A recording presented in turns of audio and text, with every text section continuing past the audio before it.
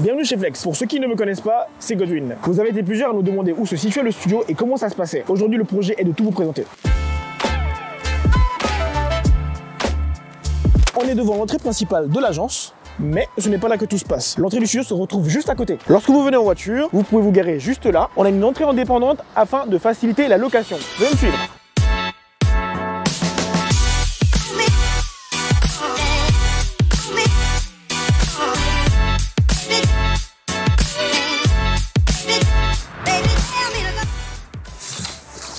De manière générale, nous accueillons tout type de projet, à savoir des photos professionnelles pour un CV ou pour un profil LinkedIn. Nous réalisons également des books pour des acteurs, des sportifs, des mannequins ou même des DJ. On fait aussi des photos de couple, de groupes, de famille, de grossesse et des photos de boutiques de vêtements ou de e-commerce. Il y a bien un domaine sur lequel on ne s'attarde pas, c'est la photo de naissance. Pour la simple et bonne raison que manipuler un enfant, il faut quand même pas mal de précautions et puis on connaît une personne qui s'en occupe mieux que nous, voire très bien par rapport à plein d'autres personnes, c'est Déborah Cassiola. Je vous mettrai son Instagram quelque part ici, je ne sais pas où, mais vous pourrez la trouver et elle fait des photos incroyables. Juste avant, je vous ai parlé de photos d'artistes. Ici, nous réalisons la plupart des contenus qui servent à la communication de l'artiste sur leurs différents événements qui arrivent au cours de l'année. La plupart de nos projets tournent autour de la photo, mais il arrive qu'on ait des demandes pour des tournages de vidéos fond vert. Maintenant qu'on vous a montré tout ce qu'il était possible de faire chez nous, je vous invite à nous suivre sur Instagram, c'est Studio Flex. Alors entre Studio et Flex, nous avons 3 tirés du bas. Et j'ai une requête, on a 3 tirés du bas. Si quelqu'un connaît quelqu'un chez Instagram ou connaît Instagram même, ça ne me dérange vraiment pas, on pourra discuter afin de virer les 2 tirés du bas, parce que juste un seul, nous ça nous va. Donc quelqu'un qui n'hésite pas. Enfin bref, maintenant on rentre dans le vif du sujet. On va vous montrer ce qu'on trouve ici dans nos séances.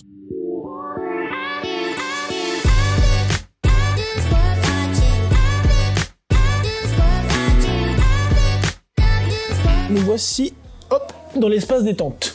Alors cet endroit appartient souvent à la personne qui va accompagner le modèle ou la modèle. Des fois je propose qu'on se pose comme ça, mais c'est mieux de rester dans ce sens-là parce que le sujet est souvent là. Voici un peu notre espace, on a un peu de bouquins pour ceux qui patientent ou qui regardent juste tout simplement.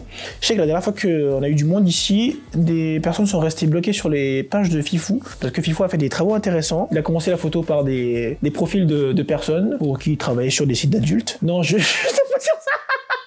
Alors ici nous avons l'endroit pour tout ce qui va être préparation. Cet espace nous aide souvent pour tout ce qui va être maquillage. La personne peut se poser tranquillement ici. Un petit miroir afin d'avoir quelques retours sur sa tête quand même. On a aussi un défroisseur pour éviter tout ce qui est post-prod pénible, à savoir repasser un t-shirt alors qu'on aurait pu la repasser juste avant le shoot. Donc voilà, ça peut sauver des heures de retouche. Ici, voici notre cabine d'essayage. Alors bon, on ne vend pas de vêtements, c'est une cabine pour se changer, vous avez compris. Nous avons juste là une petite lumière, alors qui détecte les mouvements, qui nous sert quand même d'éclairage quand la personne est enfermée à l'intérieur, qui s'enlève, qu'on peut recharger.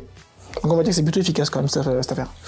Donc je le remets. Alors ici vous avez un petit miroir qui fait quand même son taf, hein, parce que mine de rien on n'a pas beaucoup de recul mais on a quand même pas mal de détails, donc c'est assez intéressant. Autour de moi vous avez des petits porte-manteaux par ici. Hop, dans ma petite boîte il y a pas mal d'ustensiles. Ça, en juillet, ça sauve des vies, je ne rigole vraiment pas quand je dis ça. Et quand vous êtes en train de vous changer, bien sûr.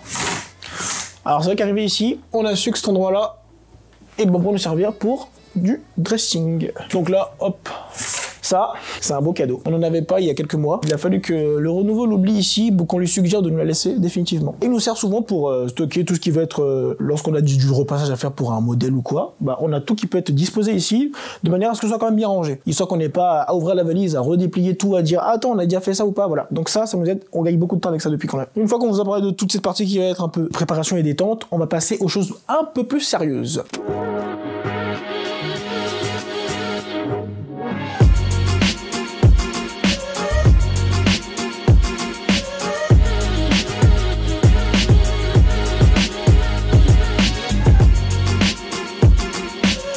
Nous voici dans la partie équipement. Vous pouvez le voir derrière nous, on a pas mal de choses ici. On a autant des boîtes à lumière, des flashs, des réflecteurs, des gélatines, des balls, et même pour les boîtes à lumière, on a des formes et tailles complètement différentes. Pour l'équipement, on s'est équipé au max pour ne pas être confronté à avoir des petits problèmes techniques parce qu'il nous manque tel matériel. Pour les flashs, nous avons 4 flashs différents chez nous. Nous avons 2 QT600, alors qui sont quand même vachement puissants parce que quand même du 600 watts pour l'espace qu'on a, limite des fois je me trouve qu'on a même beaucoup de puissance pour l'espace qu'on a. Voici les 2 qu'on a ici, très précieuses, à manipuler vraiment avec délicatesse. délicatesse. Quand elle bouge même dans ma main, je me sens pas très bien, je vous le dis tout de suite. On a un autre flash un peu moins puissant, un DP400.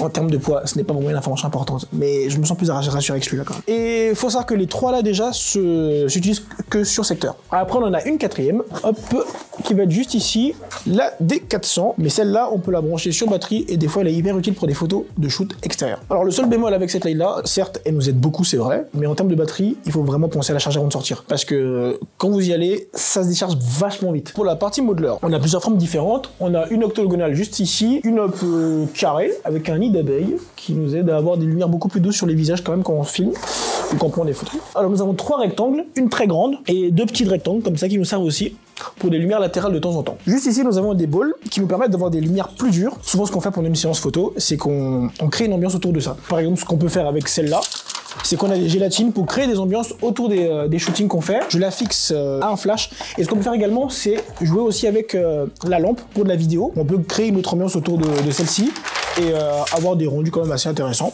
On reste chez Godox. Là ici nous avons une torche, une SL100, du coup 100 watts sur celle-là, qu'on utilise souvent en vidéo, pareil. Et juste ici, nous avons un modeler. Alors ce modeler il est un peu particulier, parce que grâce à celui-ci, on peut avoir des différentes formes. Je vous montre rapidement, hein, ça peut aller très très vite.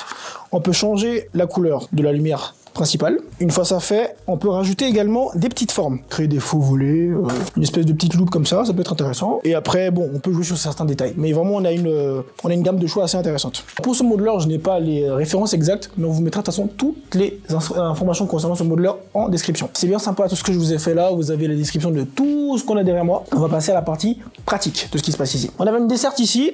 Alors cette desserte là, elle est déjà mobile, ce qui est plutôt intéressant quand on a besoin de plus d'espace par exemple. Et juste là, l'avantage aussi, c'est qu'on peut le brancher à un PC et avoir un retour image ici pour même des fois avoir un retour pour le client directement, ça peut être très intéressant. Juste en dessous de la desserte ici, nous avons les différents câbles, c'est juste pour les différents types de boîtiers qu'on peut avoir ici. Et juste là, un contrepoids qui nous permet par exemple d'avoir une installation, on va dire, un tout petit peu plus adaptée quand on a des lights à mettre un peu plus hautes. Donc ce contrepoids nous aide beaucoup à sécuriser le matériel et surtout avoir le rendu qu'on désire. Juste ici, voici notre terrain de jeu. Ici, on a un espèce de système où on peut ranger trois fonds simultanément. Le mécanisme il est assez simple, hein. Vous arrivez juste ici, je prends celui de...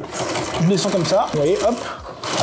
Et autant on a ce type de longueur là, autant si on veut faire du plein pied, on peut le pousser beaucoup plus jusqu'à venir même ici. Pareil, lorsqu'on a un deuxième fond qu'on veut utiliser, on a juste à essayer de les agencer comme on peut. Je le range parce que j'en ai pas besoin. Ensuite, les fonds dont je vous ai parlé, lorsqu'on veut les changer, on se dirige vers ici. Vous le voyez ici, la plupart de nos fonds viennent de chez BD Background, qui est notre principal fournisseur en termes de fonds. Si vous voulez commander, vous pouvez passer par Image Photo Orléans. L'avantage chez eux, c'est qu'ils ont une gamme de couleurs assez variée, et ce qui fait que par exemple, lorsqu'on commande des fonds, déjà vous pouvez avoir dimension que vous voulez. Là, on a du 2,72 mètres sur 11, qui est quand même assez intéressant. On a une palette, on va dire, un peu plus différente de ce qu'on peut voir dans la plupart des studios. Alors c'est vrai qu'il y a souvent du noir et du blanc, mais on a joué sur des couleurs un tout petit peu plus spéciales que du coup on peut se permettre grâce à BD Background. Et pour vous parler du système, ne serait-ce que d'installation des fonds, on a dû faire appel à Lucas, qui nous a aidé à avoir une installation, on va dire, assez pratique. Sur internet, il y a de tout en termes d'installation, mais celle-là, c'est celle qui nous convient le plus. C'est du sur-mesure, c'est vrai, mais avec ça, on peut installer les fonds 3x3, et à la fin, on les range, elles ne se cornent pas ou autre, donc tout reste quand même bien en bon état. Pour le rangement des trépieds, on a pensé à avoir un rack. Alors ce rack-là nous permet d'avoir un système de rangement, on va dire, assez efficace, parce que les avoir comme ça, c'est plus intuitif de venir les chercher à chaque fois,